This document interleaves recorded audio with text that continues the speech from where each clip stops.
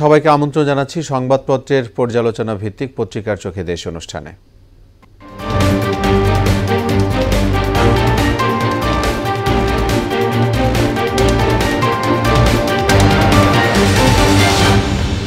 দর্শক, অনুষ্ঠানে আজকের অতিথি মোহনা টেলিভিশনের যুগ্ম বার্তা সম্পাদক নাসির উদ্দিন। নাসির, আপনাকে স্টুডিওতে স্বাগত।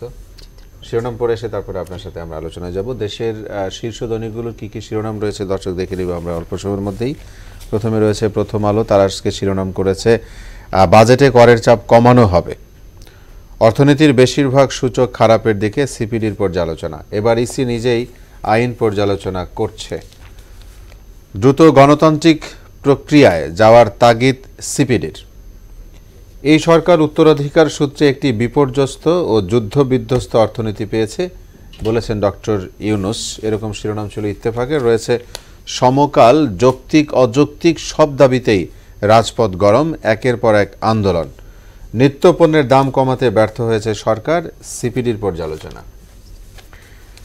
অবৈধ বিদেশি ধরতে এবার সাঁড়াশি, জরিমানা বেড়ে 5 গুণ। ভারত চীনের অনেক নাগরিকও থাকছেন অবৈধভাবে। হাইকোর্ট হবে বিভাগীয় সদরে। ব্যবসা বাণিজ্যে স্বস্তি আনার পদক্ষেপ নেই সরকারের। এরকম শিরোনাম ছিল বাংলাদেশ প্রতিদিন।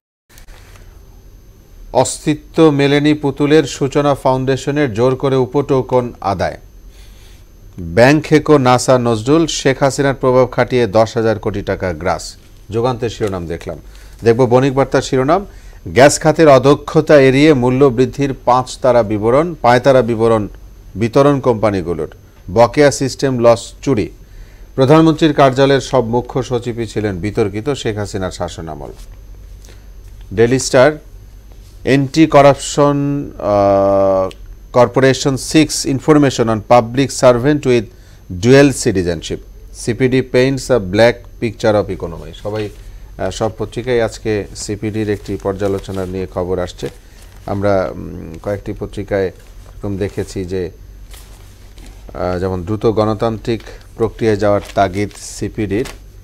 এখানে একটু যদি আপনাকে বলে দেই যে সংস্কার কর্মসূচির পরেও জনজীবনে ব্যবসায় স্বস্তি আসেনি, মানে সিপিডির পর্যালোচনার তারা যে কথাগুলো বলেছে। লাইভ সাপোর্টে রাখা ব্যাংকগুলো বন্ধ করার সুপারিশ। প্রাক্তন গভর্নরদের অপকর্মের জন্য জবাবদিহির আওতায় আনতে হবে। রিজার্ভ চুরির তদন্ত প্রতিবেদন প্রকাশ করতে হবে। কি মনে করেন? হ্যাঁ, সিপিডি গতকালকে তাদের একটা প্রতিবেদন যেটা দিয়েছে সেখানে বেশ কিছু বিষয়ে তারা সামনে নিয়ে এসেছে। বিশেষ করে আওয়ামী লীগ সরকার পতন পরবর্তী যে 6 মাস বা 5-6 মাস পার হলো, সেইটার ভিত্তি করেই তারা মূলত প্রতিবেদনটি দিয়েছে। প্রতিবেদনে তারা মূলত বলতে চেয়েছে যে অর্থনীতি যেভাবে ঘুরে দাঁড়ানোর কথা ছিল সেটি এখনও পর্যন্ত দেখা যায়নি, ঘুরে দাঁড়ানোর প্রক্রিয়াতে দেখা যায়নি। সেক্ষেত্রে তিনি সিপিডির মূল যে ফোকাসটা ছিল, এই সরকার কী করতে পারতো, এই সরকারের মূল এটা হচ্ছে অর্থনীতির বেশিরভাগ সূচক খারাপের দিকে। সেটা কিন্তু আওয়ামী লীগ সরকার আমল থেকেই শুরু হয়েছিল। খারাপটা তো আওয়ামী লীগ সরকার আমল থেকেই অর্থনীতিকে এক ধরনের ভঙ্গুর অবস্থা ছিল এবং তারা অর্থনীতি নিয়ে যে ধরনের কথাগুলো বলতো যে অর্থনীতি খুব ভালো অবস্থানে, বাংলাদেশ খুব ভালো অবস্থানে যাচ্ছে, সেগুলো আসলে কতটা সঠিক মানদণ্ড সেটা আসলে এক ধরনের বিতর্ক আছে। সেই হিসেব করলে তখন থেকেই অর্থনীতি খারাপ। তো সেই খারাপ অর্থনীতিকে ঢেলে সাজাতে বা আবার ফিরিয়ে আনার জন্য কী ধরনের পদক্ষেপ নেওয়া উচিত সেটা কতটা এসেছে। দেখুন, আমি যদি বলি বিনিয়োগকারীদের মূলত অর্থনীতি ঘুরে দাঁড়ানোর অর্থাৎ আপনি যে কথাটি বলেন যে ঘুরে দাঁড়ানোর পদক্ষেপ, এটি কি আপনি এখনকার সরকার যিনি অন্তর্বর্তী সরকারের কথাই আমি বলছি। আচ্ছা, আপনাকে যদি আমি একটু বলে শোনাই, ইত্তেফাক একটি শিরোনাম করেছে যে এই সরকার উত্তরাধিকার সূত্রে একটি বিপর্যস্ত যুদ্ধবিধ্বস্ত অর্থনীতি পেয়েছে উনি বলেছেন, এবং সেটা ঠিকই। আমি তো সেটাই বলছিলাম যে আওয়ামী লীগ সরকার অর্থনীতি নিয়ে যে ধরনের অতি উচ্চাসা কথা বলতো সেটা কিন্তু আসলে বাস্তব ক্ষেত্রে কতটা প্রভাবিত হয়েছে সেটা নিয়ে বিতর্ক আছে, এবং সেটা প্রমাণ পাওয়া গেছে এই অন্তর্বর্তী সরকার আসার পরে। আমি বলতে চাচ্ছি, ধরুন বিনিয়োগের একটা পরিবেশ ফিরে আসলে কিন্তু অর্থনীতিটাও এক ধরনের টার্নওভারে যায়। আমি বিনিয়োগ পরিবেশ পাচ্ছি না। এখন এই সরকার বিনিয়োগের পরিবেশ ফেরাতে কী ধরনের পদক্ষেপ নিয়েছে? আপনি যদি আইনশৃঙ্খলার চিন্তা করেন, আইনশৃঙ্খলা পরিস্থিতি কি বিনিয়োগ বান্ধব? ধরুন আপনি যেভাবে আন্দোলন হচ্ছে, রাস্তায় রাস্তায় আন্দোলন প্রতিদিন, আপনি একটা শিরোনাম পড়ছিলেন যৌক্তিক অযৌক্তিক সব দাবিতে আন্দোলন। সেই আন্দোলনের আবার রাস্তায় সব আন্দোলন, অর্থাৎ রাস্তা অবরোধ করা, যাতে করে প্রতিদিন মানুষের সমস্যা হচ্ছে এবং যদি আপনি রাস্তার অবরোধ করেন তার মানে গাড়ি ঘোড়া চলা বন্ধ, অনেক কিছুই বন্ধ, তখন আপনি অর্থনীতিকে ফিরিয়ে আনার জন্য যে ধরনের টার্নওভার দরকার সেটা কিন্তু পাচ্ছে না, বিনিয়োগকারীরা নেমে যাচ্ছে আরও। সেই হিসাব করলে এই সরকার এই ধরনের পরিবেশ দিতে ব্যর্থ। এবং আরেকটা কথা বলছে যে ব্যাংক খাত নিয়ে, ধরুন ব্যাংকগুলোকে তারা টাকা ছাপিয়ে সহায়তা দিচ্ছে, টাকা ছাপিয়ে সহায়তা দেওয়ার পরও কি ব্যাংকগুলোকে খুব ভালো অবস্থা যেতে পারছে?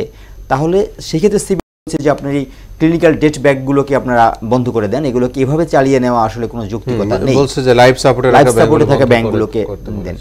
আপনি যেটা একটু হেডলাইন পড়লেন যে এই সরকার উত্তরাধিকার সূত্রে একটি বিপর্যস্ত অর্থনীতি পেয়েছে, আমার হচ্ছে সেই অর্থনীতি পাওয়ার পরে আমরা তো সেটা জানি যে এই আওয়ামী লীগ সরকারের যে ধরনের কারণে এই আন্দোলনটা হলো, কর্মকাণ্ডের কারণে, হ্যাঁ কর্মকাণ্ড, সেটা জানার পরে আমাদের এই সরকারের কাছ থেকে আমাদের প্রত্যাশার যে জায়গাটা যেটা হওয়া উচিত, তারা অর্থনৈতিক সংস্কারগুলোকে দ্রুত এগিয়ে নেবে। এবং শ্বেতপত্র কমিটি তারা যে একটা প্রতিবেদন দিয়েছে, তাতে করে আওয়ামী লীগ সরকারের ব্যাপক লুটপাটের একটি প্রতিবেদন দিয়েছে।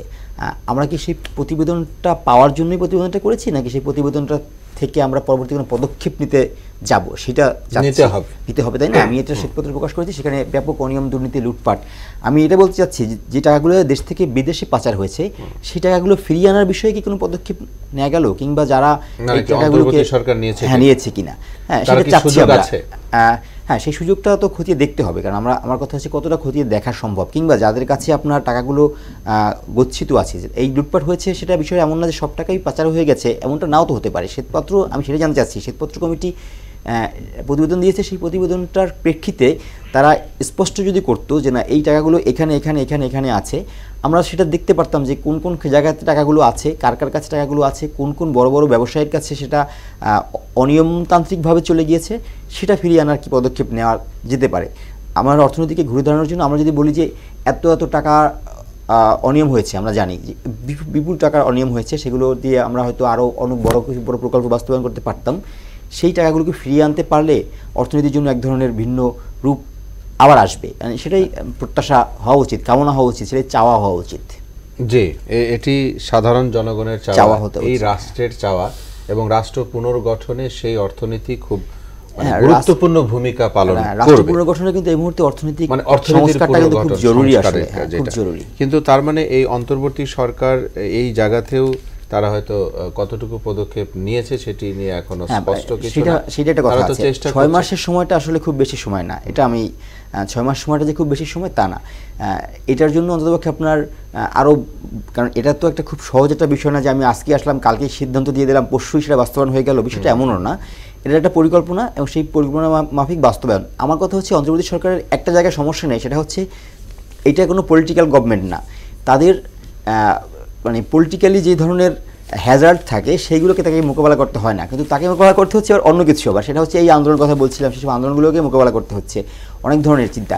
সেক্ষেত্রে আমার কাছে মনে হয় অনেক কিছুর পাশাপাশি ব্যবসায়িক বাণিজ্যের সংস্কার, অর্থনৈতিক সংস্কারে তাদেরকে আরও বেশি একটু গুরুত্ব দেওয়া উচিত। জি, বলছিলেন যে 6 মাস, আসলেই তাই, কারণ আপনি যেটি বলছিলেন বা ইতিমধ্যে দেশের জনগণ যেটি জানে যে যেভাবে দেশকে রেখে যাওয়া হয়েছে বা যে অবস্থান আছে, সেখানে মানে প্রত্যেক জায়গায় তো সমস্যা। বলা কথা আছে না যে সর্বাঙ্গে ব্যথা ওষুধ দেব কোথায়, এরকম একটি অবস্থায় আমরা সমকালের একটি শিরোনাম পড়তে চাই, নিত্যপণ্যের দাম কমাতে ব্যর্থ হয়েছে সরকার। মানে অনেকগুলা পদক্ষেপই তারা যেটা নেওয়ার দরকার ছিল, এখন সেইগুলোতে তারা যেখানে সমস্যাগুলো তৈরি হচ্ছে, হয়তো তাদের জন্য এখন বড় সমস্যা হয়ে দাঁড়িয়েছে এই আন্দোলন মোকাবেলা করা, কিংবা নির্বাচন কেন্দ্রিক যে ধরনের প্রেশার এখন তৈরি হয়েছে আসতেছে, সেই পরিবেশগুলো তৈরি করা। অনেক ইস্যুতেই কিন্তু তারা আসলে মানে যে ইস্যুগুলোকে তাদের ফেস করার কথা না, এমন অনেক ইস্যুগুলোতে হয়তো ফেস করতে হচ্ছে তাদেরকে।